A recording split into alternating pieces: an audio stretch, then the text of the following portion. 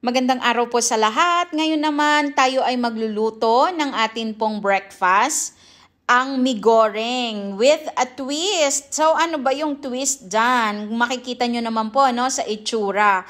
Yan po ay mi goreng lang or yung tinatawag po natin na pansit canton sa mga Pilipino. Kaya ngayon ipapakita ko po kung paano po namin niluto itong mi goreng na to. Una, yung akin pong sibuyas na hiniwa-hiwa ay nilagyan ko lamang po yan ng cornstarch. And then, dinip fry ko po yung akin pong mga sibuyas na yan. Para saan ba yan, yung sibuyas na yan?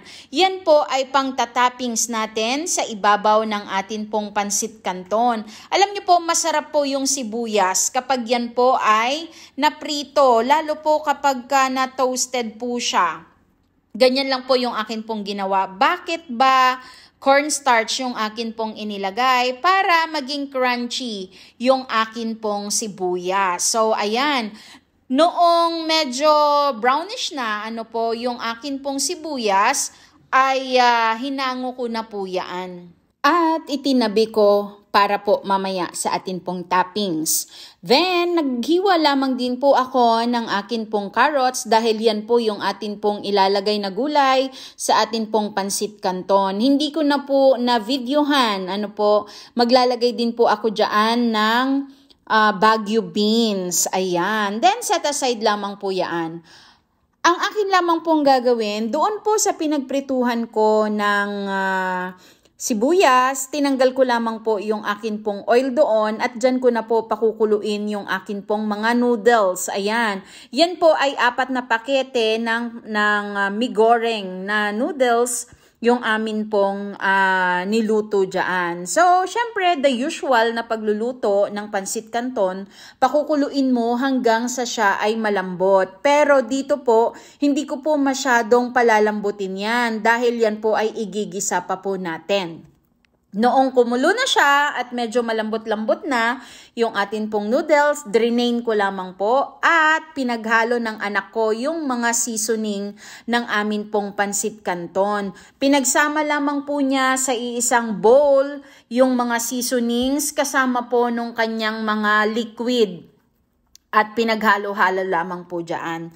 Then, nagbit po ng egg para din po yan sa atin pong toppings mamaya. Kaya kung makikita nyo po yung ibabaw ng akin pong pansit canton, ay may mga itlog. Ayan, ganyan po yung amin pong ginawa.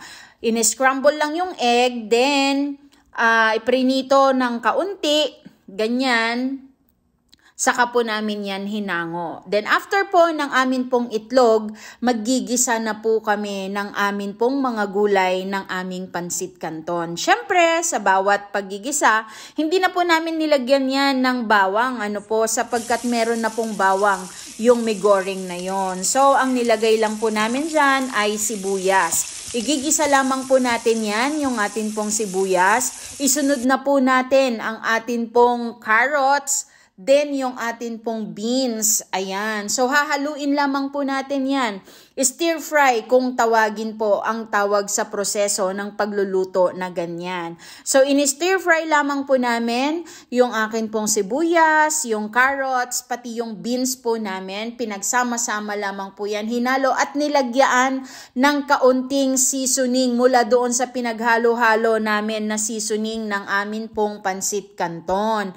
Then sinet aside po namin yung kalahati ng amin pong gulay para naman po sa amin pong toppings. Then yung kalahati, yan po yung isasama namin doon po sa noodles para naman po meron pong gulay kapag hinalo po natin yung atin pong pansit canton. Then after po nyan, inilagay lamang po namin yung seasoning ng amin pong pansit canton. Hindi na po kami naglagay ng ibang seasoning sapagkat yan pa lang po ay malasa na.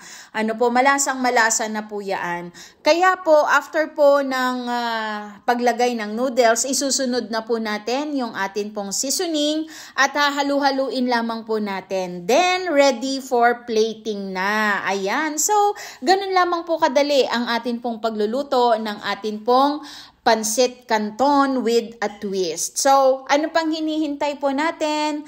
Tara na, kung gusto nyo pong gayahin, gawin nyo na rin po ito. Simple, mura, at napakasarap. So, ayun lamang po. Maraming pong salamat. God bless you all po. Bye!